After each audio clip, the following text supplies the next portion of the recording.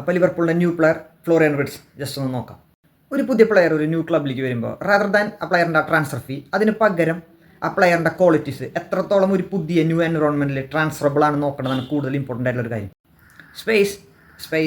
Space ബോൾസുകൾ receive ചെയ്യാനായിട്ട് മുമ്പ് വ്രിഡ്സിനെ ആ സ്പേസസ് ഐഡൻറ്റിഫൈ ചെയ്യാനുള്ള ഒരു ഇൻ്റലിജൻസ് ആണ് വ്രിഡ്സിൻ്റെ ഒരു സ്റ്റാൻഡ് ഔട്ട് ക്വാളിറ്റി. അതായത് ഈ ബിറ്റ്വീൻ ദ ലൈൻസ്, അതായത് മിഡ്ഫീൽഡ് ലൈനും ഡിഫൻസീവ് ലൈനിൻ്റെ ഉള്ളിൽ വരുന്ന സ്പേസസുകളെ ഐഡൻറ്റിഫൈ ചെയ്ത് അത് ഒക്യുപ്പൈ ചെയ്യുന്ന ഒരു കഴിവ് വ്രിഡ്സിന് കുറേ കൂടി റോം അറൗണ്ട് ചെയ്യാനും അതുപോലെ തന്നെ കൺജസ്റ്റഡ് ഏരിയാസിൽ കളിക്കാനാണ് കൂടുതൽ താല്പര്യം. അതായത് ഹൈ ബോൾ മാനിപ്പുലേഷനുള്ള ഒരു പ്ലെയറാണ് ഫ്ലോറിയൻ വിർട്സ്.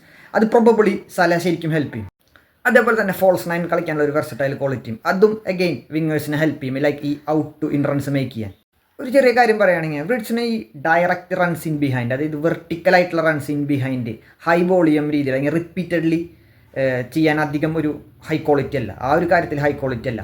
കുറേ കൂടി ഈ പോക്കറ്റ്സുകൾ അതുപോലെ അണ്ടർനീത്തിൽ ബോൾ ഫീറ്റിലേക്ക് റിസീവ് ചെയ്യാനാണ് കൂടുതൽ താല്പര്യം.